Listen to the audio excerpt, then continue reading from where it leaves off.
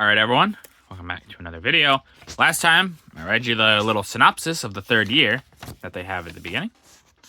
We are now getting on to the campaign in Russia, August to December 1941. The Eastern Front as the third year opened. Map showing stages of the German advance in Russia from August 17th to December 6th, when the offensive was brought to a standstill. During this period, the most serious threats to Leningrad, Moscow, and the Caucasus developed, and the Russians were forced to evacuate some of their most valuable industrial towns. Losses on both sides, both in men and material, were tremendous, but the Russians held on and forced a dreaded winter campaign. So here we see the German thrusts. There's a legend really quick. These are the German thrusts. These are the Russian thrusts. And these little, depending on which line it is, tell when it was.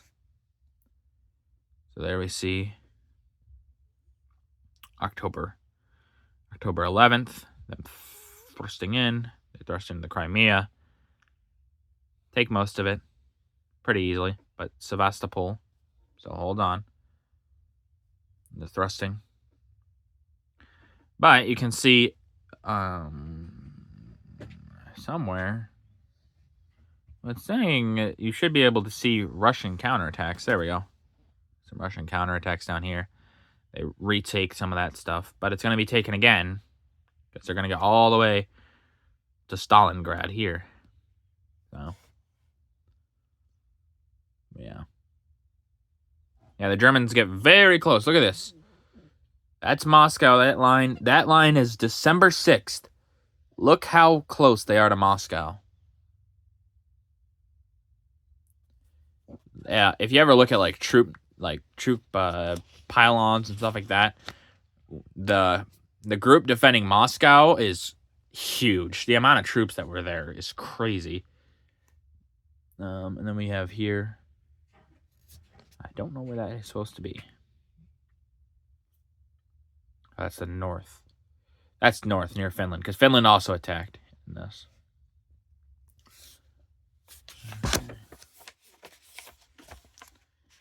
The No Germans smash along the road to Leningrad. September 3rd to 7th, 1941. Leningrad in danger. After capturing Novgorod on August 27th, and the Estonian towns of Tallinn on September 2nd, the German forces attacking Leningrad pressed on to Luga, which they reached on the 3rd. Here, violent Russian counterattacks momentarily stayed their advance. In accordance with an order from Funny Mustache Man himself, to take the city at all costs, however, General von Lieb threw masses of fresh meat and material into battle. Regardless of huge losses, and on September 7th, the German High Command announced the mobile divisions with strong air support had reached the river Neva on a broad front and had captured Schulzburg, 25 miles east of the city. This, together with the Finnish thrusts on the Karelian Isthmus and between lakes Ladoga and Onig, completely cut off Leningrad from outside communication. Meanwhile, in the city itself, the whole population was mobilized, ready if necessary, to defend their homes to the last. The photographs show left a Russian armored train, its AA guns ready for instant action,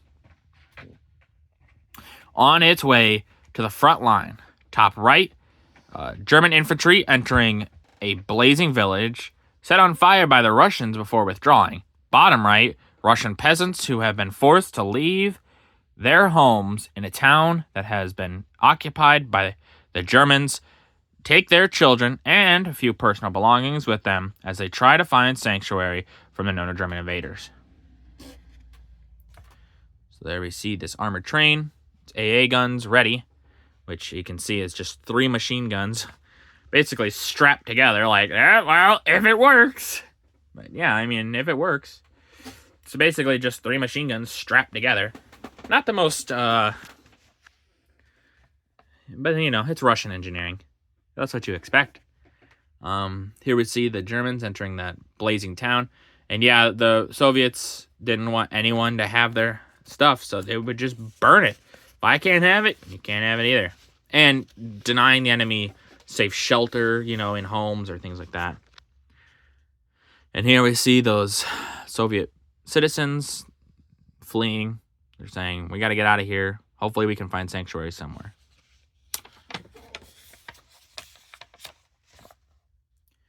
German brutality in occupied Russia. September 1941. Germans hang Russian civilians. Also, as you can tell from that, viewer discretion is advised for some of the pictures on the right here. The many reports of German brutality in the occupied towns and villages in Russia are strikingly confirmed by this remarkable series of photographs found on a dead German officer. They illustrate the callous hanging of 5 Russian civilians near the town of Velis in Smolensk region. In September, and show 1, here we're going to go as we go, the victims being paraded before an officer who is sentencing them to death. Here we go. I see them lined. It says parading, but they're being lined up, really. 2, which is this one right here. Climbing on the platform of the gibbet for a soldier to fix the nooses around their necks.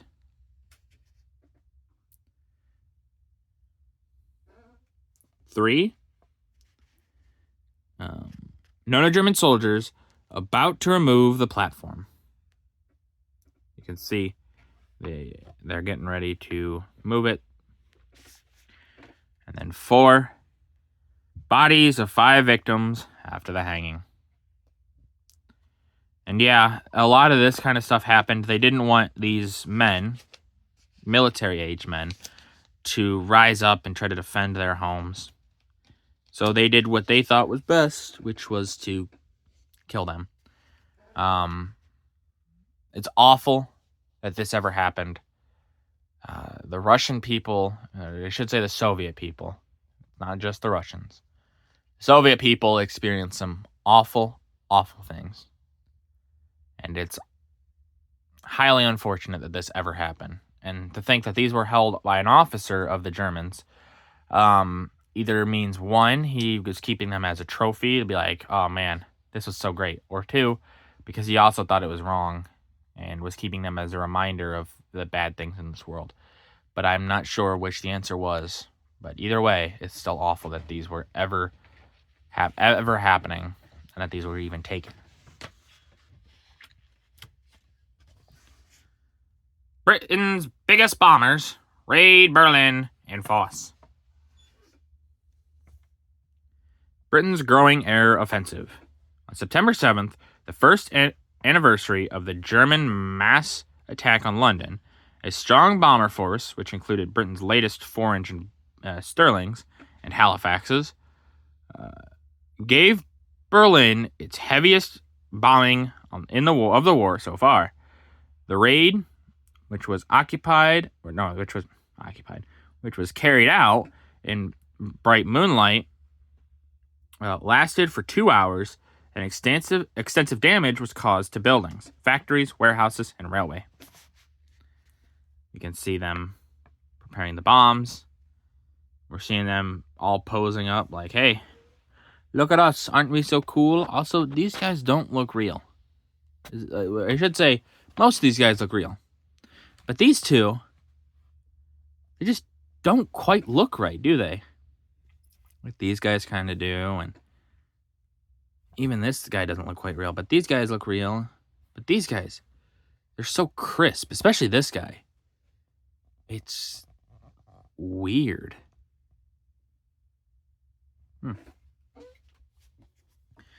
September 7th, 1941. Oh, whoops, this was a continuation. My bad. So we're going to go back a little bit. But to buildings, factories, warehouses, and rail yards. The weight of the attack was shown by the German press, which called the raid one of the most rotten and disgusting ever made on Berlin. The Berlin raid, together with the raids on Kiel and Boulogne, cost the RAF 20 bombers. The pictures show left a Sterling crew watching their aircraft be bombed up, ready for the night operations. Top right, a Halifax heavy bomber in flight below a formation of Sterlings.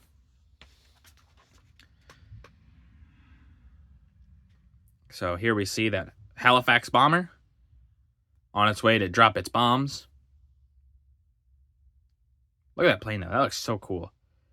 I like planes. Planes are neat, and this is a neat plane looking. And then here we see the squadron of Sterlings that would be accompanying the bombers. Actually, yeah. And Sterling. Here to defend them, which is good. All right, well, that's going to do it for this video. If you guys liked the video, leave a like. If you didn't, leave a comment. Tell me what I can improve on. I always appreciate your feedback. And as always, subscribe. It really does help out the channel. Thank you. I hope you like this.